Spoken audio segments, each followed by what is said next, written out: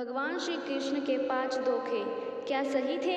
भगवान श्री कृष्ण ने इनके साथ धोखा किया, लेकिन क्या आपने कभी सोचा है कि अधर्म के मार्ग पर चल रहे इन पापियों का यदि अंत न होता तो उस समय के समाज की तस्वीर कैसी होती? आने वाला समय कैसा होता?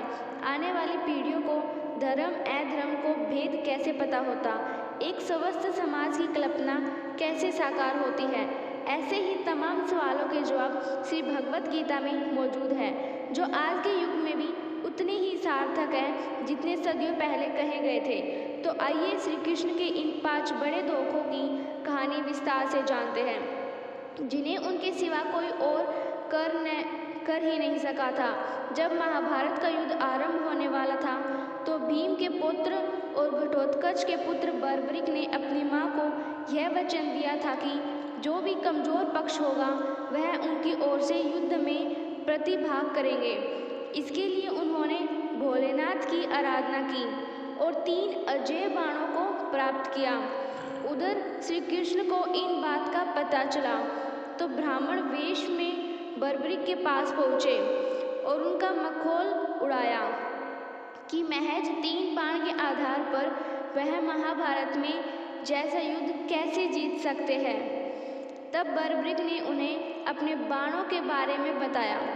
इस पर श्री कृष्ण ने कहा कि यदि उनके बाण अजेय है तो वह पीपल के पत्ते में छेद करके दिखाए। बर्बरिक ने बाण चलाया और सभी पत्तों में छेद हो गया, लेकिन एक पत्ता जो श्री कृष्ण के पीछे था वह बाकी रह गया था, तो बाण उनके चरणों के चक्कर काटने लगा।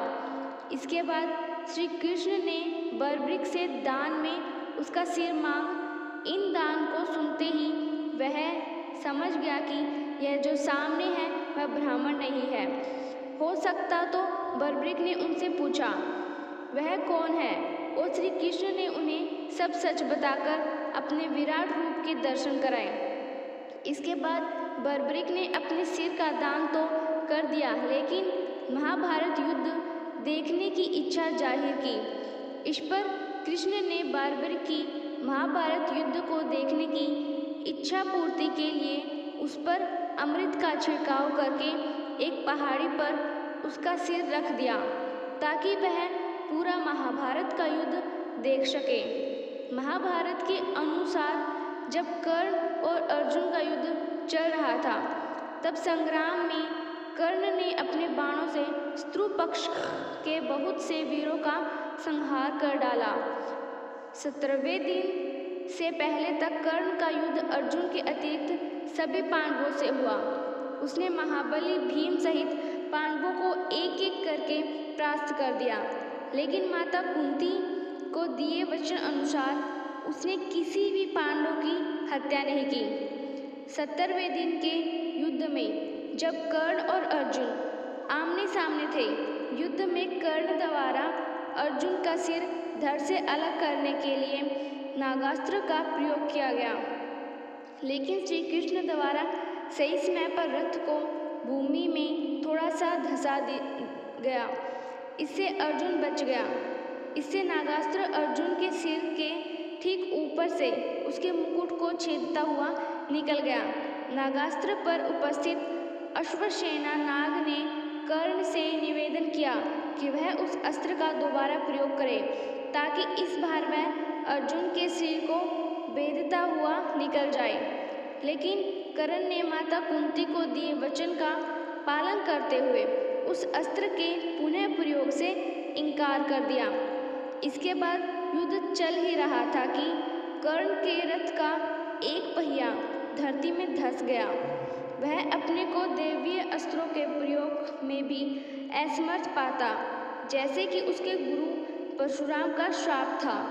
तब कर्ण अपने रथ के पहिए को निकालने के लिए नीचे उतरा और अर्जुन से निवेदन किया कि वह युद्ध के नियमों का पालन करते हुए कुछ देर के लिए उस पर बाण चलाना बंद कर दे।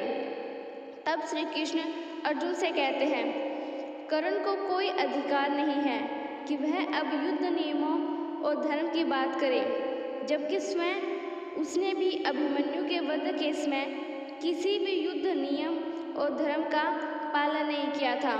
उन्होंने अर्जुन से कहा कि अभी कर्ण असहाय है, इसलिए उसका वध करें। तब अर्जुन ने एक दिव्य अस्त्र का उपयोग करते हुए कर्ण का सिर धड़ से अलग कर दिया।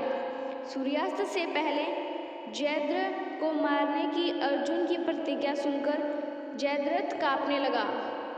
तब द्रोणाचार्य ने उसे आश्वासन दिया कि वे ऐसा व्यूह बनाएंगे कि अर्जुन उसे देख ही नहीं पाएगा। वे स्वयं अर्जुन से लड़ते रहेंगे तथा व्यूह के द्वार पर भी स्वयं ही रहेंगे। अगले दिन युद्ध शुरू हुआ। अर्जुन को जयद्रथ कहीं दिखाई नहीं दे रहे थे। उधर दिन बीतने लगा। धीरे धीरे अर्जुन की निराशा बढ़ती गई। यह देखकर श्री कृष्ण बोले, पार्थ, समय बीत रहा है और कौरव सेना ने जयद्रथ को रक्षा कवच में घेर रखा है। अतः तुम शीघ्रता से कौरव सेना का संहार करते हुए की ओर बढ़ो। यह सुनकर अर्जुन आगे बढ़े, लेकिन जयद्रथ तक पहुंचना मुश्किल था। सूर्यास्त होने वाली थी। तब श्री कृष्ण ने अपनी माया फैला दी। इसके फलस्वरूप सूर्य बादलों में छिप गया और शाम का भ्रम उत्पन्न हो गया। शाम होते देख जयद्रथ और दुर्योधन प्रसन्नता से उछल पड़े। अर्जुन को आत्मदाह करते देखने के लिए जयद्रथ कौरव सेना के आगे आकर अट्टहास करने लगा। तभी जयद्रथ को देखकर श्री कृष्ण बोले, पार्थ, तुम्हारा शत्रु तुम्हारे सामने खड़ा है। उठाओ अपना गांडीव और वध कर दो इसका। वह देखो, अभी सूर्यास्त नहीं हुआ है। यह कहकर उन्होंने अपनी माया समेट ली। देखते ही देखते सूर्य बादलों से निकल आया। सबकी दृष्टि आसमान की ओर उठ गई। सूर्य अभी भी चमक रहा था। तब अर्जुन ने अपना गांडीव उठा लिया और श्री कृष्ण के कहे अनुसार जयद्रथ की गर्दन पर इस तरह वार किया कि उसका सिर उत्तर दिशा में 100 योजन की दूरी पर तप कर रहे उसके पिता की गोद में जाकर गिरा। जयद्रथ का पिता चौंक कर उठा तो उसकी गोद में से सिर जमीन पर गिर गया। सिर के जमीन पर गिरते ही उनके सिर के भी 100 टुकड़े हो गए।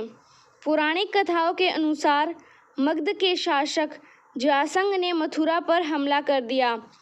हमले के लिए जरासंध ने शिवाजी से अजय का वरदान प्राप्त कालयवन को भेजा। वरदान के कारण श्री कृष्ण ने कालयवन को नहीं मारा। कालयवन से भयंकर युद्ध चल रहा था। युद्ध के दौरान वह रण छोड़कर ललितपुर के धौरजरी के पास पर्वत पर स्थित एक गुफा में आकर छुप गए। गुफा में उस समय मुचुकुंद ऋषि तपस्या कर रहे थे। उन्हें वरदान था कि उनकी दृष्टि सबसे पहले जिस पर पड़ेगी वह भस्म हो जाएगा। श्री कृष्ण ने अपना पहने पीला वस्त्र मुचुकुंद ऋषि के ऊपर डाल दिया और गुफा में ही छिप गए। भगवान कृष्ण का पीछा करते हुए कालयवन गुफा तक आ पहुंचा। कालयवन ने पीले वस्त्र में तपस्या कर रहे मुचुकुंद ऋषि को श्री कृष्ण समझा और भगवान कृष्ण के धोखे में मुचुकुंद ऋषि को मारना शुरू कर दिया। ऋषि मुचुकुंद ने जैसे ही आंख खोली, उनकी दृष्टि हमला कर रहे कालयवन पर पड़ी। इससे वह भस्म हो गया। इस तरह से श्री कृष्ण ने बिना स्वयं मारे ही कालयवन का वध कर दिया। इस घटना के बाद से युद्ध भूमि छोड़ ललितपुर की इस गुफा में आने के कारण भगवान श्री कृष्ण का नाम रणछोड़ पड़ गया। महाभारत का युद्ध अपने अंत की ओर था। युद्ध में सभी कौरव मारे गए थे। केवल दुर्योधन ही अब तक जीवित बचा हुआ था। ऐसे में गांधारी ने अपनी आंखों की पट्टी खोलकर दुर्योधन के शरीर को वज्र का करना चाहा। गांधारी ने भगवान शिव से यह वरदान पाया कि वह जिस किसी को भी अपने नेत्र की पट्टी खोलकर नग्नावस्था में देखेगी, उसका शरीर वज्र का हो जाएगा। इसलिए गांधारी ने दुर्योधन से कहा कि वह गंगा में स्नान करने के पश्चात उसके सामने नग्न अवस्था में उपस्थित हो। महाभारत के अनुसार जब दुर्योधन गंगा स्नान के बाद नग्न अवस्था में गांधारी के समक्ष उपस्थित होने के लिए आ रहा था, तभी मार्ग में श्री कृष्ण उसे मिल गए। उन्होंने दुर्योधन से कहा, इतना बड़ा हो जाने के बाद भी तुम अपनी माता के समक्ष पूर्व नग्न होकर जाओगे, क्या तुम्हें लज्जा नहीं आएगी? इस पर दुर्योधन ने अपनी जांघ पर पत्ते लपेट लिए और गांधारी के समक्ष उपस्थित हो गया। जब गांधारी ने अपने नेत्रों से पट्टी खोलकर उसे देखा, उसकी दिव्य दृष्टि जंघा पर नहीं पड़ सकी। इसके चलते दुर्योधन की जंघाएं व्रज की नहीं हो सकी। युद्ध के अंत समय में दुर्योधन एक सरोवर में प्रवेश कर गया। उसने कहा कि मेरे पक्ष के लोगों से कह देना कि मैं राज्यहीन हो जाने के कारण सरोवर में प्रवेश कर गया हूँ। वह सरोवर में जाकर छिप गया तथा माया ने उसका पानी बांध लिया। तभी कृपाचार्य, अश्वत्थामा और कृतवर्मा दुर्योधन को ढूंढते हुए उस ओर जा निकले और दुर्योधन को पांडवों से युद्ध करने का आदेश देने लगे। उनका कहना था कि इस प्रकार जल में छिपना कायरता है। तभी पांडव भी वहां पहुंचे। उन्होंने देखा कि सरोवर का जल माया में स्तंभित है और उसके अंदर दुर्योधन भी पूर्ण सुरक्षित है। श्री कृष्ण ने युधिष्ठिर को भी माया का प्रयोग करने का परामर्श दिया। युधिष्ठिर आदि ने दुर्योधन को कायरता के लिए धिक्कारा तथा युद्ध के लिए ललकारा। तब श्री कृष्ण ने कहा कि आप लोगों में से भीम से इतर कोई भी दुर्योधन से गदायुक्त करने योग्य नहीं है। तभी दोनों का द्वंद्व युद्ध आरंभ हुआ और भीम के देखने पर श्री कृष्ण ने अपनी बाई जांघ को ठोका। भीम संकेत समझ गए और उन्होंने पैतरा बदलते हुए दुर्योधन की जांघें गदा से प्रहार से तोड़ डाली।